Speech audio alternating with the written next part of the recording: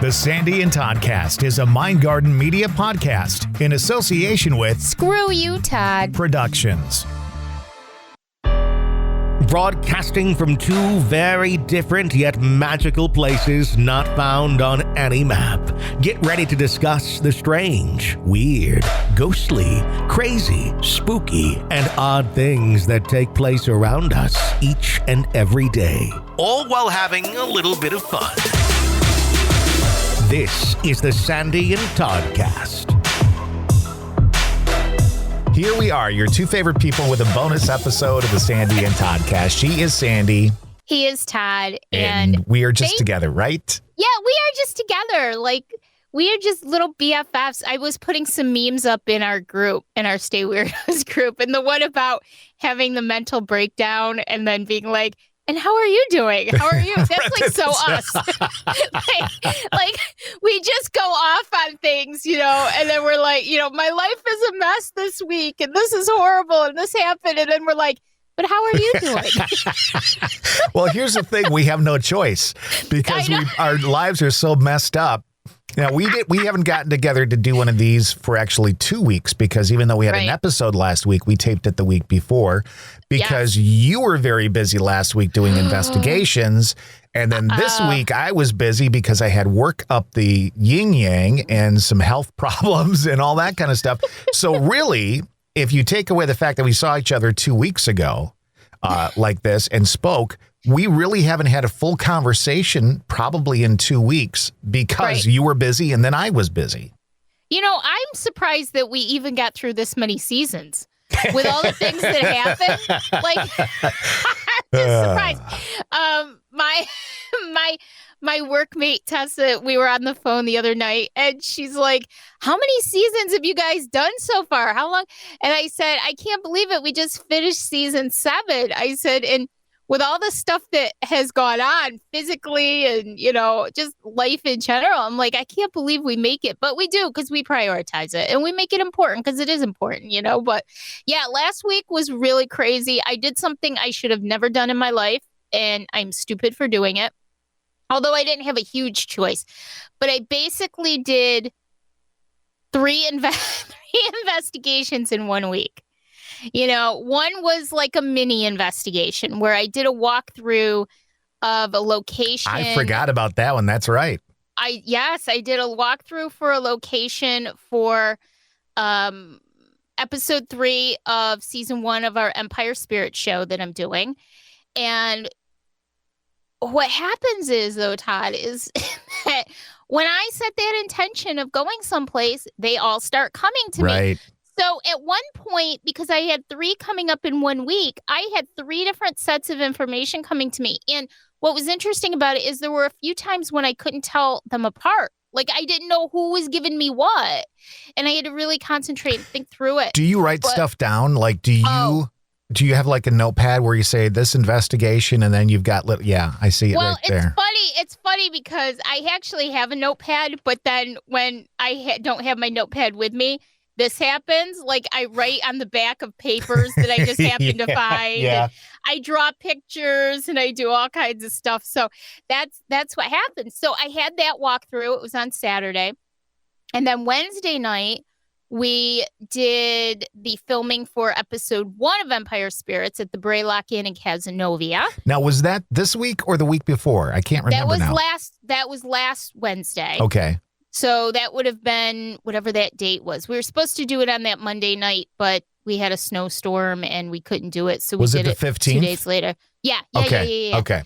So it was like the 11th I did one, and then the 15th. And then on last Friday, we packed up with Spike and headed up to Saranac Lake and did a pretty huge investigation up there with our apps co-team members. And that was, I can't disclose any information at this point. It's like a non-disclosure thing right now, but it took a lot out of me. Let's just put it that way. We were there Friday night. We investigated, and then Saturday during the day and the evening we investigated. And talk about draining. Talk about draining. That little schedule that you just did when we watch these ghost hunting shows and all that kind of stuff. I mean, those are the schedules that those people are on. Yeah. They're doing like I think last night, in fact, we're here to talk a little bit about those types of shows. And last night we learned that, they typically, I think they said like they take 3 months and film their season. So for 3 months, it's boom, boom, boom, boom, boom, investigation after investigation after investigation. And I can imagine if you have any abilities at all and are open to anything like that, and you're on a timeline, it's not like you can say, I need a week off or something like that. It's got to be really draining. If you are intuitive, if you have abilities, I mean, it's bad enough if you're a regular investigator. But when you have abilities and you're intuitive and I know from personal experience that when I go in, I play both investigator and, psychic, empath, medium, whatever you want to call it. I still haven't kind of decided what I am just yet because I have a lot of weird things. I came up with a name for it. Oh, boy. It's crazy. Well, that too. But seriously, when you go into something like that, it's very draining. And on Friday night, the team they had done a 2-weekend investigation, and we couldn't get up there the first weekend. So on the second weekend, on that Friday night, they took me around and had me essentially lead the way to see what my impressions were and see what I picked up and see if it gelled too with what they discovered the weekend before. That was really, really, it was fun and it was enlightening. And I will tell you that I learned a lot. And eventually someday we'll be able to talk about it and we'll have the whole group on so that we can all talk about it. Yeah. But it was also very draining and very emotional. And at some points, a little bit unsettling. I don't think that I've ever had that level of activity in one place before. And I don't think I've ever received as much information prior to an investigation as that. So now imagine a show like Kindred Spirits, and Amy and Adam both have, maybe they're not psychic per se, but they are intuitive and, to some extent. And, it's a lot. It's draining. So to do 3 months of back to back to back to back filming, not just investigations, but filming, that's a lot of work. Yeah. Lots of credit to them. And the reason why we're really doing this special is, I think, number one, so that you and I could get together and chat for a little bit. But also, last night was the season finale for Kindred Spirits, which is a show that we really like. Adam and Amy are on it. Yep. And Chip Coffee, who we also love very much. Yes.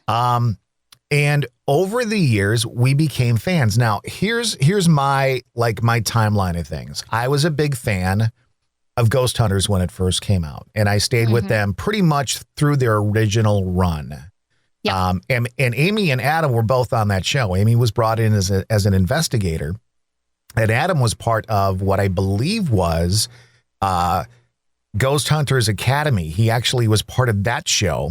Yep. And got the right to come on and be a part of the actual program. And then at some point they left and did their own thing. And I don't think there were any hard feelings there. I think it was kind of a, hey, well, good luck. Hope things work out for you. Yeah. And they created Kindred Spirits. And I think this last season was season 7 for them. Yes. And here's the thing. Yes, I met them one time at a Ghost Hunters event. I'm so glad you brought that up, because that I really want to talk about that too. At the Stanley. And so here's who was all there. Chip Coffee, who I really didn't know at the time because he wasn't as prevalent on TV as he is now. Right. Jason was there. Steve was there. Goofy Kid. Tango was there. Right. I love and then him. they had demonologists, and they had people who were who would do that thing that Catholics do. They come in and they're the they get rid of the spook in you. Exorcism? Yeah, Exorcist? There was an exorcist there. I just want to keep making you act it out a little bit. I got to sidetrack for a second because I was taking some pain meds within the last 2 weeks. And 2 nights I had the freakiest fucking dreams ever. One night was vampires. Of course. And the second night, which I never dream about, was zombies.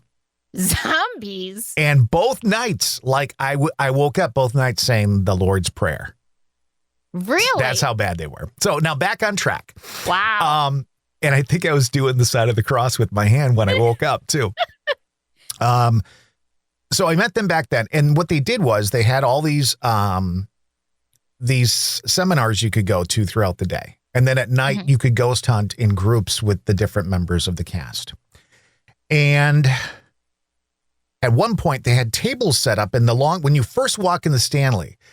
If you think of the movie, when you first walk in, there's this kind of big open place with where you register and all that kind of stuff. When you think about the movie, it's not the same building, but the layout's very similar, where there's this big long room, the staircase goes up in the middle there, the registration desk is there, but there's this big long room that connects like 2 ballrooms.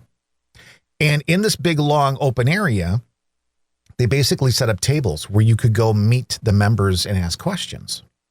And so I finally got up the courage. You know me, I'm very shy. Finally got up the courage to go ask some questions of Amy and Adam. And I don't even remember what I answered. I just remember that I felt like they really blew me off. Yep. And were really kind of full of themselves.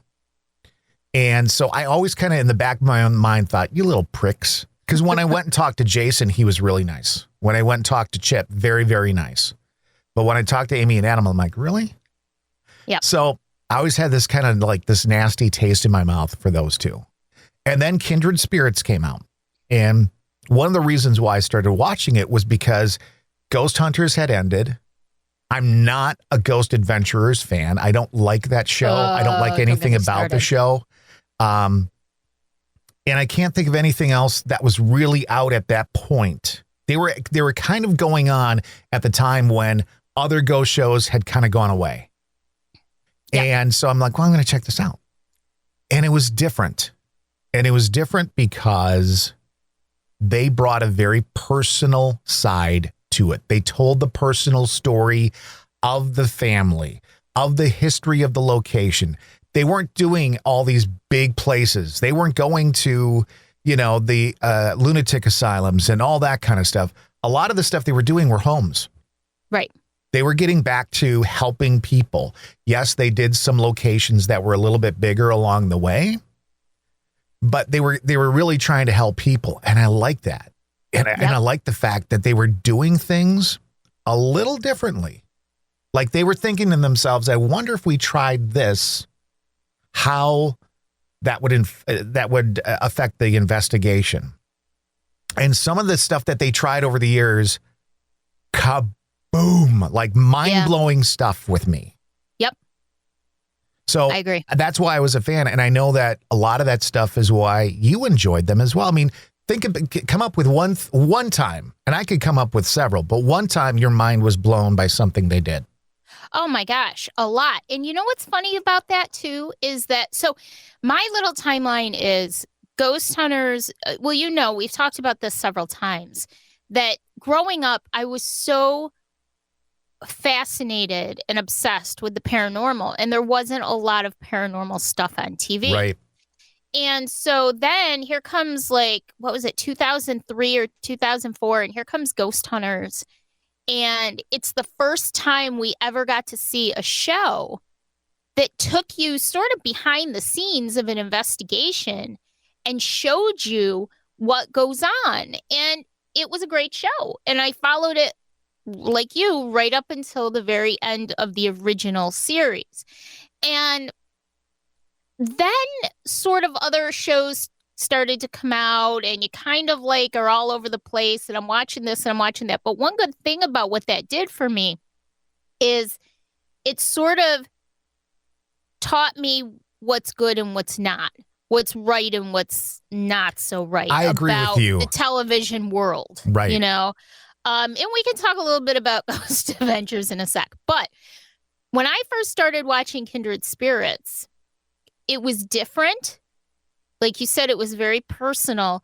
And the other thing I've noticed about it is that not only are they very much aligned with my personal thoughts and beliefs, but it's been really interesting to watch their progression over the seasons as well, and how it started very simple and really turned into this very emotional, like season 7 for me was extremely emotional. We were just talking about it, and I'll explain in a sec, but their methods, like any of us, the more investigations we do, the more we develop ourselves personally as investigators. And you can see that over the seasons. It's like training for a sport. If you spend time in the gym or you spend time on the field or whatever that is, you get better. Exactly. And so I've watched that. And for that reason, they have become literally probably one of my top 3 paranormal shows over the years. And I'm glad you brought up the Stanley, which I still think we should all meet up at the Stanley some year for our vacation and stay there. I'd love to get out to Colorado. But talk about a headache, though. You get up that far in the mountains. I had a headache the entire time I was there. I'm sure. But it would be so much fun. I'd love to see elk right on my front lawn and stuff. So anyways, I think, too, the difference between Amy and Adam all those years ago and the Amy and Adam that we saw last night, and we'll talk about that in a minute, too, is their progression personally as well. Absolutely. When you're young and you're coming off a show, a blockbuster paranormal show like Ghost Hunters that everybody knows and everybody loves and everybody wants a part of, and you kind of go to your own thing. And not many people know this, but a lot of these shows are not big budget shows. Right. For example, Destination Fear, it's all edited and produced essentially by the people who are in the show. They do it all. They have the cameras. They might have one external camera person or producer who comes with them, but this is all them.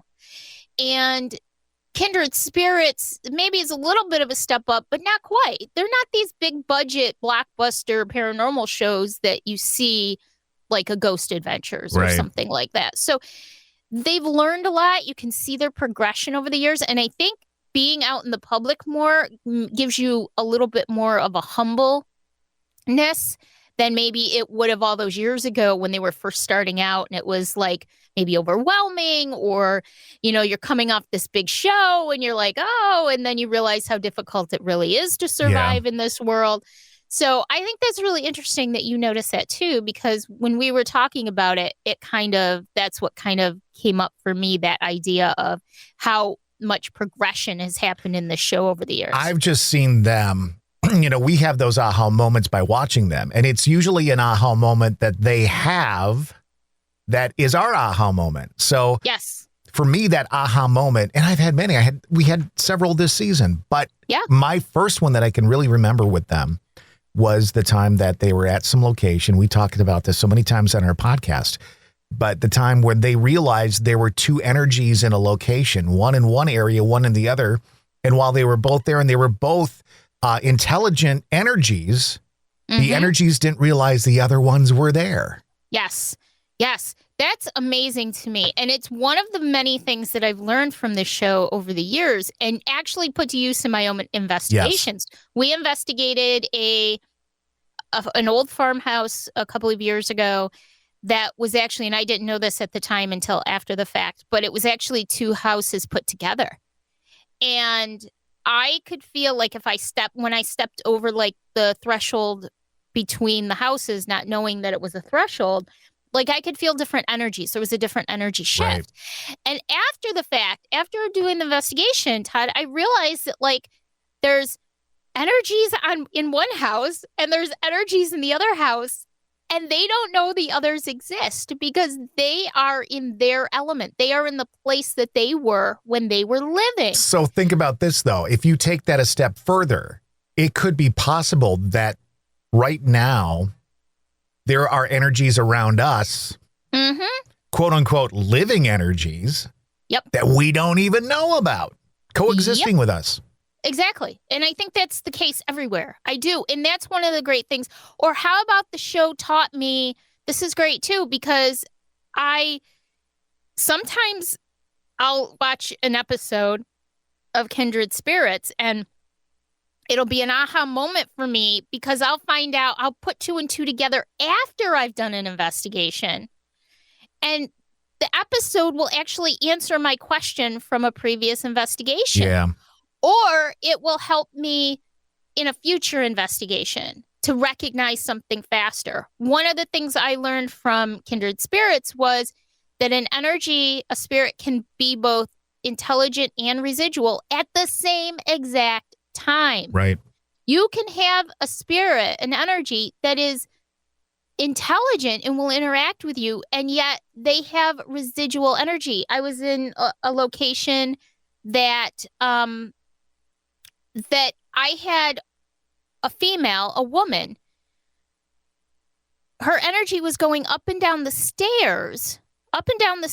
So she was probably around the 1800s. She was the woman of the house. You know, the women stayed in the house. And she would go up and down the stairs. Oh, be quiet over there. You're lucky you're in Wisconsin. And but she would have this path that she would probably walk every day. But yet she would interact with us. And it was just like that aha moment. And that was thanks to Kindred Spirits. They really have, and I put this in their live chat last night. I said, you 3, Amy, Adam, and Chip, have taught me so much over the years about investigating and given me ideas. And I've actually adapted my investigation style to a lot of their ideas and their thoughts over the years, the things that they've done. And also, they've provided me with answers or validation to some of the things that I believe. Right. You know, and we were just talking about this before we started recording, but, you know, sometimes you can talk about things all you want and your thoughts and your opinions, but it's not until somebody who has a lot of experience as well says it, separate from you. And you're like, finally, somebody understands what I'm saying. Somebody's validating my thought process. Right. And I love that. I really love that. And so, yeah, it's a fantastic show. And that live last night was really, really good. Yeah. So the reason why we got together was because before their last episode last night in season 7, the episode aired at 9 o'clock Eastern, 8 o'clock Central. And so they did a live broadcast, kind of like when we did our lives. They did one of those for an hour beforehand, and Adam was there and Amy was there and Chip was there. They had, I don't know the guy's first name. Tenney is his last name. John Tenney. Yeah. Who I have come to really like too, because I like his thought process and his love. Like he said, and this is something they said last night. I'm just going to jump into it. You do this. So there's a part of you that does this because you want to know what's next. You want to understand when we finally do die and whatever process our body goes through at that point, whether you decide to be buried or cremated or turned into a tree or mulch or whatever the fuck that is, you want to know what's next. Right. But there's also, and there's the service part of this, servicing others is to know the past and tell the story of the past, which we talk about all the time on this podcast. Yep. And it's not something they've really said in the past on the show. And last night when John said that, I was like, God damn it. That's exactly why I like these people, because they tell the stories that they find. And, you know, like the second to last episode, they had a woman who had passed away. And said some, and I don't want to tell the story because you really should watch the show, but she said some very profound things from quote unquote the other side about life. And last week, I think we talked about it, maybe on the podcast. Maybe we didn't. I can't remember if we had a damn podcast or not. But Amy actually was weeping because of the response that she heard. As was I. I was too. As was I. But again, we don't see Amy respond that way to most investigations. So she had an aha moment in that episode. And the aha moment was basically this woman saying how she missed life. Like how she missed everyday stuff. Yep. Life is big. Yep. Be kind. And one of the things this woman loved was her bird feeders outside the home. Mm-hmm. And she talked about the birds a lot with them as they were communicating. And so Amy not only wept during the program, but has made it a conscious effort to live her life and not worry about the things that you can't worry, that you can't do anything about, and living in the here and now. She made a very big point of that last night. And I don't know if you noticed it. She looked really healthy last night. Yes, she did. I could see that she's lost some weight. Mm-hmm. She looks a lot happier than I had seen some other stuff of her. Yep. And it was a great live cast. I can't, how do you thank them for doing that? But to me, that was even better than the final episode of the season. And I have to say, I wept too. I thought Adam was probably drinking more than one cocktail. I'm just going to say. Let's be honest. They were all having a little something. I know that he was and Amy was. Something. I think he started earlier. And, but it was a lot of fun. And, I started, when Amy was talking about that, I started getting teary-eyed yet again. And when John Tenney was talking about the... Yeah, like he said, we all want to know what happens after, but isn't it the most important thing to tell their stories? And isn't that what we want to do? Like, yes, that's what we do. That's what we do. That's what Sandy Cemeteries is about. Yeah, that's what we do. Investigating is about. Right. And I can't talk about last weekend, but last weekend was about telling a story. And I just, it's so important to live every day and just, you had a health issue this week. I had a health. Why is it shut up? I have a health issue. I have a health issue every fucking week. Something is going out or going wrong or falling off or becoming larger than it should. Every fucking week. You sent me the picture at the beginning of the week, and I was like, I felt horrible, and yet I was laughing at the same time because bitch.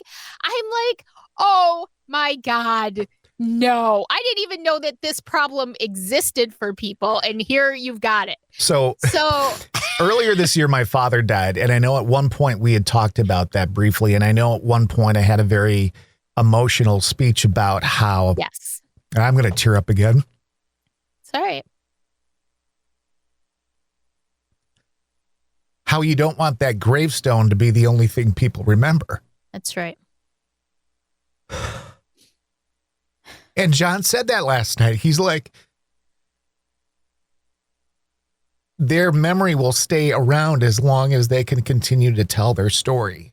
So it takes people investigating and reading about and looking up information. Again, part of the investigation is doing the research on the building and the people involved and what their lives were like. That's important. It's not just about sitting there and seeing a dark mist that you're going to go fucking walk into. I mean, thanks, Todd. Look at me. I'm walking through a black mist. But you are so right. You are so right. It's so personal. Sure. There are people out there, you could be the Ghost Adventures kind of person, just wants that thrill and wants that, gets possessed by a demon every week on the show. Listen, we've all had that in our life. I mean, we were all that person at one point, right? Yes, exactly. And to some extent, we all still are. I mean, it's thrilling. It's thrilling when you get actual interaction, when you get that equipment going off. It's thrilling. It's exciting.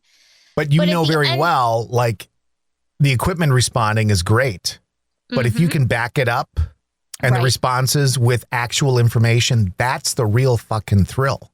And that's why I won't pay money to go on a ghost hunting tour or a ghost hunting night, because investigating is not just showing up at 8:00 at night and leaving at 2 a.m. Investigating is about researching. It's about, if you're, like me, it's about opening yourself up to receive the messages. It's about learning about these people. It's about telling their story. When I go to a cemetery and I read someone's name, I read it out loud. And I say, I hope you have a nice day. Thank you for sharing your time with me. It's about paying homage to these lives and to their hardships and their journey and their joys and their sadness. It's about paying homage to them, because none of us want to just be forgotten. Right. None of us want to be forgotten. And that's what investigating is. And I've learned this from Kindred Spirits. It's not just, oh, look at this piece of equipment going off. It's, why is this piece of equipment going off? Why is this person putting their feelings into me? Why are they telling me their name? Why are they telling me this? Because how can I help you? What can I do to help you? And that's what investigating really, truly, for people who understand it. And that's what Kindred Spirits brings to the paranormal world. And I'm grateful for that, because these two who have come up with some amazing ideas, and that they're not just thinking of them in the episode, they've actually put a lot of thought into what they do. Correct. And that's why these people have really made such an impact on my investigation style. And it's amazing when they validate my thoughts. Even last night when John Tenney was talking about that particular topic and telling their stories, Dave and I are sitting there and I'm going, yes, that's it. And there was an episode last week where they were in Gettysburg. And what have I been preaching forever now? It's that I don't believe that energies are necessarily physically bound to one location. And what does Amy say? She doesn't believe energies are bound to one specific location. I'm like, thank you for that. That's just one example of the validation.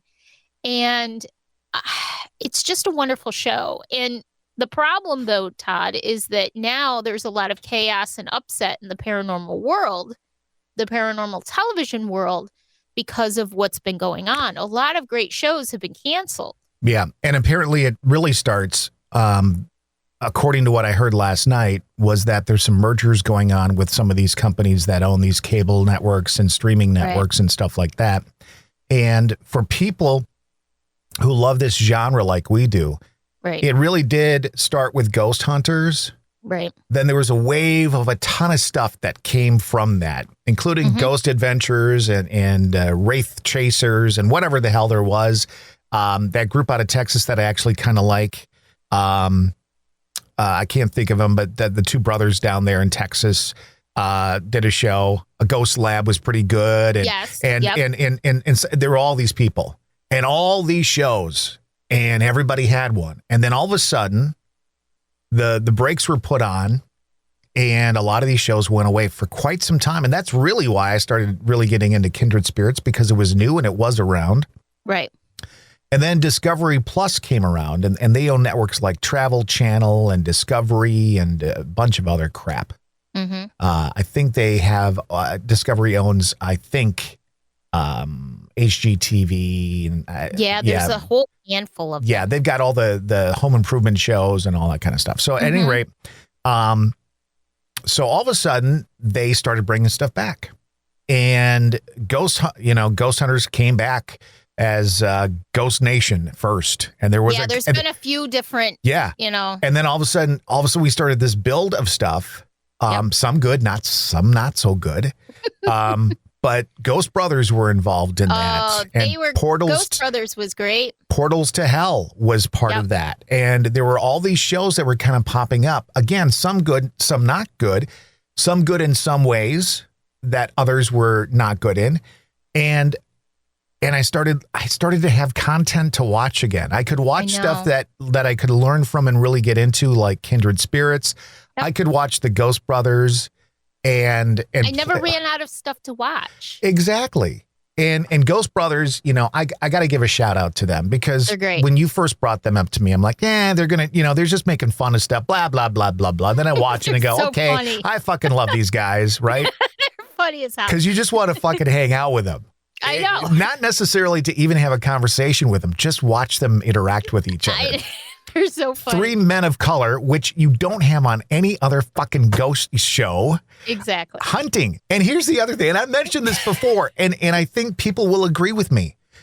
If you see these conventions of like paracons and stuff like that, there's not a lot of people of color. And I know that somewhere deep in the history and stuff, there's a fear of ghosts and all that kind of stuff. I mean, there's a true... So I don't know if that has anything to do with it, or maybe they're just too goddamn smart and say, fuck that shit. But these 3 guys have given me a lot of entertainment over the past several years. I love them. Again, I did Portals to Hell. I was like, fucking Portals to Hell, and fucking, what's his name? Ozzy Osbourne. How many times have I told you about shows and you're like, this is going to be stupid. And then you're like... Exactly. And then I start watching it and realize that while, not everything is what I would agree it to be, I liked their style. They brought some different stuff to the table. They brought, Jack Osbourne, is much more mature than he was back on the Osbournes and stuff like that, and kind of has his shit together, and actually is very intuitive. And I can never think of the gal that he works with on that show. Katrina? Yeah. I mean, she's wonderful. Yes. And again, very intuitive, probably has some abilities that she really doesn't talk about. It's funny about Katrina because I don't think she has ever mentioned the fact that she's an empath or intuitive in any way. And yet in each episode, it comes through that she's an intuitive and or an empath. I mean, you could just look at her and tell, right? It's so funny. Exactly. So all these shows came out and we're like, oh, this is great, because now we have some content. So when one show's not in production, you've got a couple of other things to watch. Kindred Spirits is out. Great. I get into Dead Files a little bit, little less now than I used to, but that show has not had anything fresh in over a year. And all of a sudden we started hearing all this debacle about how shows were being canceled. And we found out, we weren't sure, but we had kind of heard rumors that Portals to Hell wasn't coming back. Now we know, gone. Another show that you were into, and I probably didn't give it enough interaction to give it a good shot, Destination Fear. I know had a great following, canceled. They've got such a great following that the minute they got canceled, they put a Kickstarter out there. And I think they've raised, I checked this morning what it was, because I was going to give a little something. 300,000 something? Yeah, they've got enough for like 5 or 6 seasons to do their own seasons. Yep. Another show, like I said earlier, another show that essentially Dakota Layden is the executive producer, and he has a partner in crime. They edit and produce the episodes themselves. Right. It's a bunch of, I'm going to call them kids. They're younger people. They go on the road and they go to places. And it's really about experiencing your fears. And, there is paranormal involved with it, but it's much more than that. So they've been canceled. Yep. Found out the Ghost Brothers canceled. Yep. And I'm just blown away by that. Every show that we've deemed that was something that is fun for us to watch and, real true entertainment has been taken away. And now our favorite show, Kindred Spirits, is on the chopping block, meaning they don't know yet. Yeah. It's quite possible that the program that came out last night will be the final episode of that series. And it angers me. It angers me because the paranormal world is a very popular world in television, and it has a huge following. Whether you're there for the thrills or you're there for, the kind of things that we are, there's huge followings. There's enough support of all of it for people to get what piece they want. Exactly. And why would you take that away? Why would you not capitalize on that? I get that it's a business. 100%. It's a business. I was in the corporate world for 22 years. It's a business. But by the same token, why would you take that away when it's so popular? I get weeding out the less popular shows, but when you've got shows that have true core followings, I just don't understand what the method is behind that. I'm hoping that they have really big plans for the paranormal television world that we don't know anything about. But my suggestion is what Destination Fear, now Project Fear, you can find them. They have their own channel on YouTube. Please go check them out and subscribe to support them. But my thought is, you know what? Head to YouTube, because YouTube can be monetarily advantageous to people as well, especially people with those kind of followings. And maybe that's what this new wave of paranormal entertainment will become, is YouTube channels. And who knows what's going to happen. But it's very unsettling, and it's very kind of disappointing to see some of these shows being taken away from us, shows that we've really kind of grown up with paranormally. And I know that there are rumors out there, and a lot of the rumors have been confirmed by people that Zach Baggins of Ghost Adventures does have a lot to do with what's going on. Do we know for sure? We don't, but a lot of them have been sort of confirmed by other people involved with Zach and his crew, and that Zach is sort of like the king of the paranormal world financially. At least with Discovery. Yeah. At least with Discovery, and that he makes a lot of decisions and he has a lot of sway. And so this is just my personal thought, Todd, but we were talking about this the other day. I told Dave that, it's a nominal amount of money, but if my shows start disappearing off of Discovery Plus, I'm getting rid of the app, because I can't support something that knowingly is, I guess, in a lot of ways harming the paranormal entertainment world by taking away good quality television for a large audience. And, my one cancellation of a subscription is a drop in the bucket, but if enough people do it, they might understand why that's the wrong thing to do. There's a couple of other shows that I enjoy on Discovery Plus. One of them is called Hometown. It's a little town in Mississippi. Mm-hmm. They basically took this little town that was nothing, and by improving the housing market there, and not coming in and wiping out a house and putting gray paint in and gray flooring and, doing what the rehab shows do. They come in and actually restore homes. I love that. With today's type of needs and stuff like that. Mm-hmm. And they've taken this town from being nothing to now like a tourist attraction where people go, and people move there from all over the country. So there's a show that I really enjoy. But if I had to say goodbye to it and have to watch it on Sunday night when it airs and not watch it at my convenience, I'll do that. Because every other show that I have interest in is in the paranormal world. And now every other show that I have interest in is basically canceled unless Kindred Spirits sticks around. And I have to be honest with you. I don't think things look good. Yeah, I know. They were sort of, did you kind of catch the whole thing at the end, the way that their body language was and the tone of the voice? And, Amy's been saying for a while now, well, this is how it is for us at the end of every season.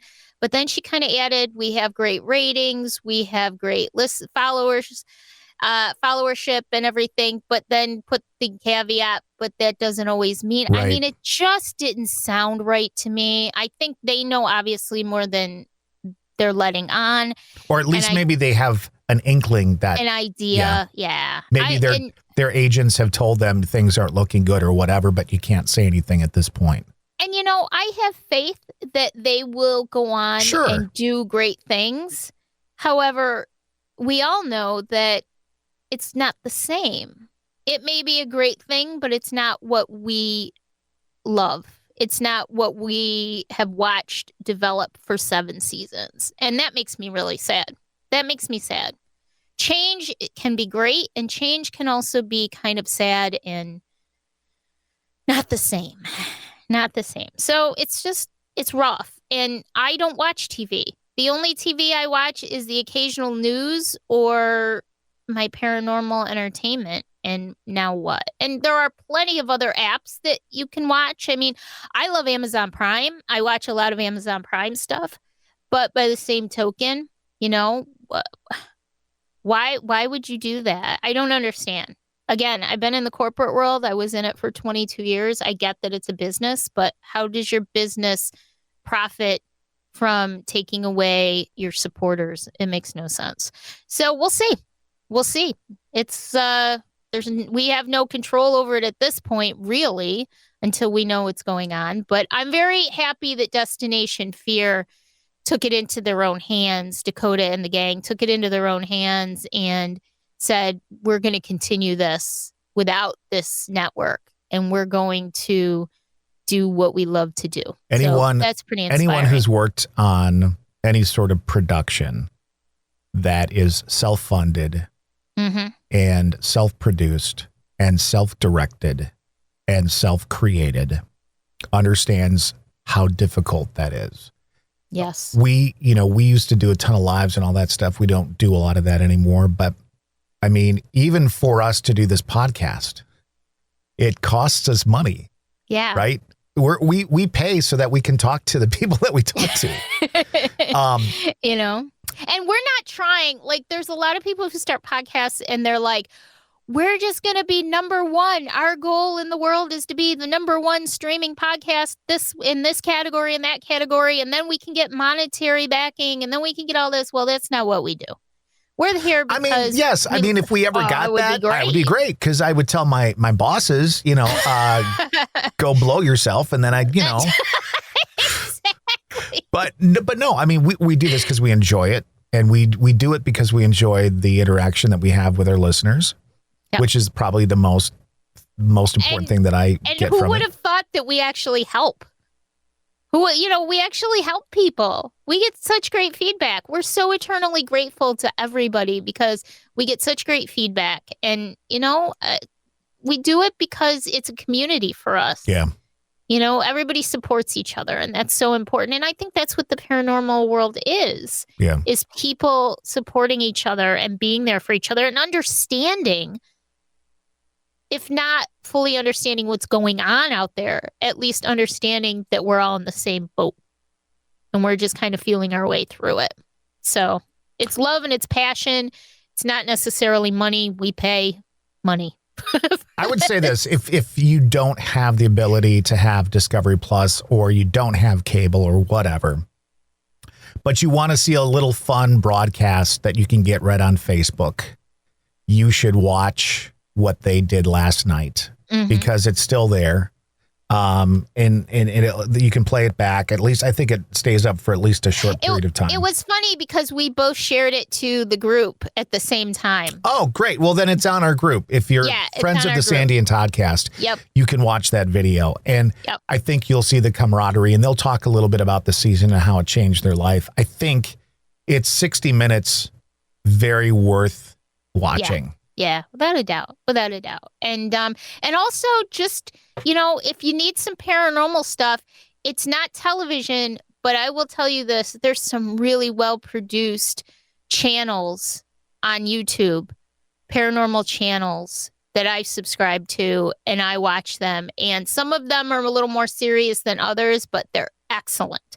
So if you do a little hunting, if, for example, you want to learn about the La Laurie Mansion in New Orleans, or Bachelor's Grove Cemetery in Midlothian, Illinois, you can put that in, and there's tons of videos and tons of investigations that you can watch. And these are real people too, not just television people. These are all real people doing this, and it's really interesting. So if that's, if you can't watch the channels or you don't want to watch the channels, check out YouTube. Seriously, there's a lot of great stuff out there. So, all right.